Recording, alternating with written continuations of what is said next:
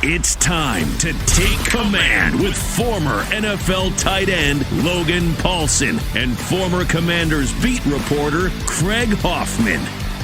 Take 5, the 5-minute edition of Take Command. And Logan, we'll talk about the offense in extraordinary depth tomorrow, but let's do a couple quick minutes on this defense, which gave up another gigantic point output. Obviously, some of them come on the pick six, but kind of what we expected. But did we see anything different in game one of Rivera as defensive coordinator that gives you hope that against a not juggernaut in Miami in the next couple of weeks, against the Jets, against the Rams, that we can get better, cleaner evaluations of who these players are?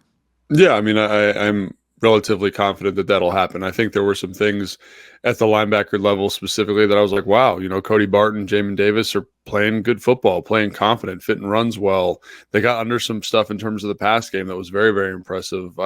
Cody did some things that I was like, wow, this is pretty high level stuff. And, he played some coverages and played some route combinations better than I'd seen a lot of other linebackers play in terms of my evaluation. So I was really pleased with both of those guys. I thought the defensive line, specifically the ends, especially KJ Henry had a good game. Casey, I thought, did some good stuff, sniffed out a screen, got a tackle for a lot. They did some good stuff in terms of stopping the run. Obviously, you need to kind of make sure that, that the rush starts marrying with the pass a little bit better, and I think that'll come. I thought Ron blitzed a little bit more, which, again, is something that gets you excited. But you still have those couple explosive plays that are just absolutely backbreaking, and then you have a couple explosive plays or big plays, conversions on third down, where guys aren't on the same page or the rush doesn't get home or whatever it is. And so are they a good defense? No. Are they progressing and have they shown some good things?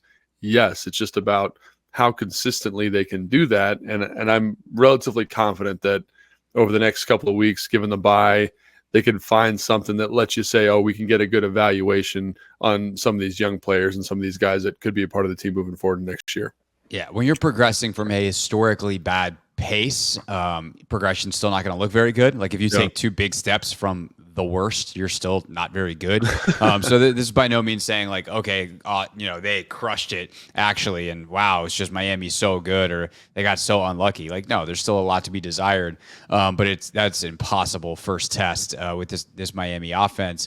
One guy that specifically wound up in the spotlight a little bit is Quan Martin. And one of the things I thought was interesting, it felt like he was playing a little bit more nickel. Yeah. Where he'd been moving around a lot. He'd been playing some Buffalo nickel, some safety. Like he was all over the place, and they couldn't seem to find a spot that was good for him.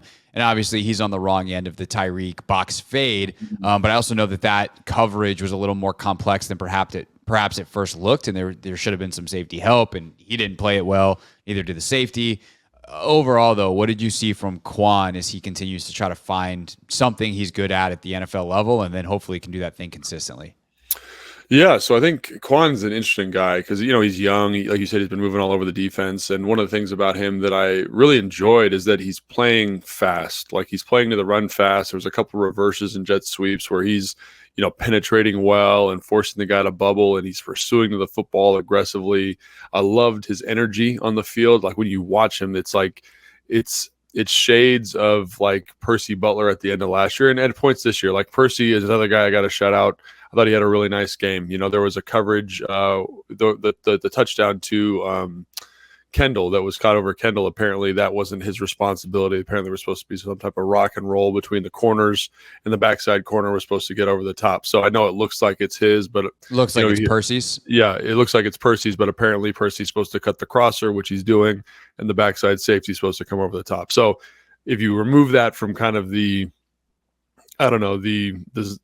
perception of him, Percy did a good job. But let's go back to Quan. And so I like the energy Quan's playing with. I like the physicality he's playing with.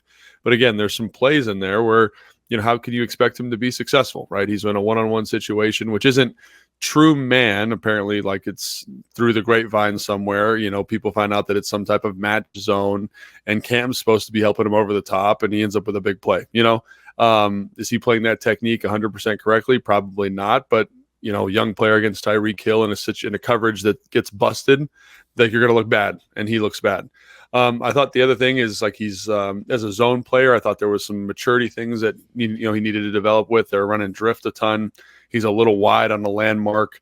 They layered the ball in nicely to an excellent throw to Jalen Waddle on one of those.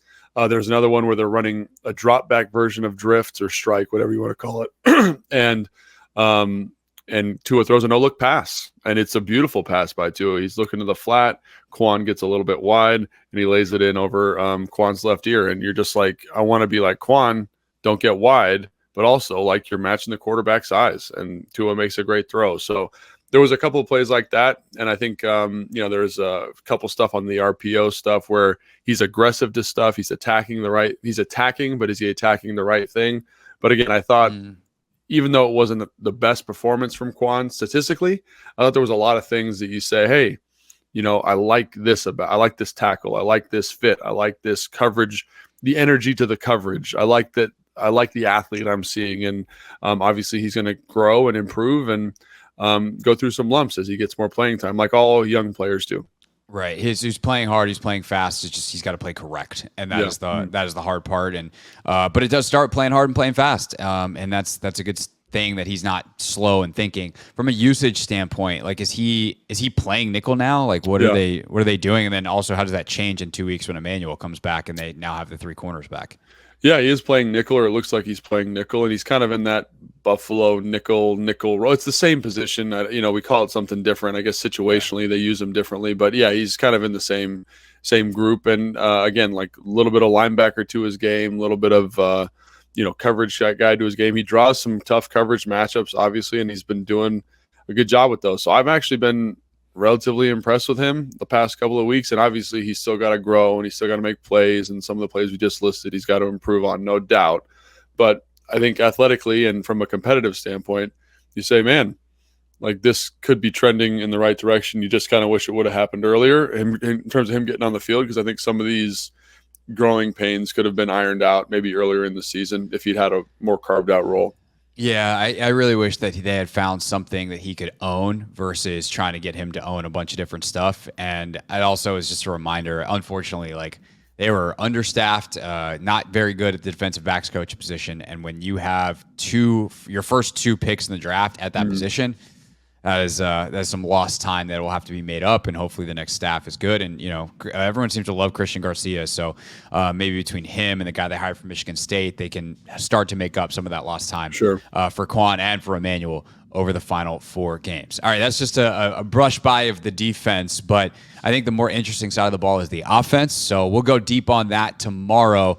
Big, long, expansive Take Command coming your way. That'll do for now for Take 5. Thanks for watching this clip of Take Command. First, why don't you like it? It lets other people know that it was good, and then they should watch it too. And Logan, we have a new exclusive home for full episodes. We do. 1067 The Fans YouTube page. Go check it out and please subscribe.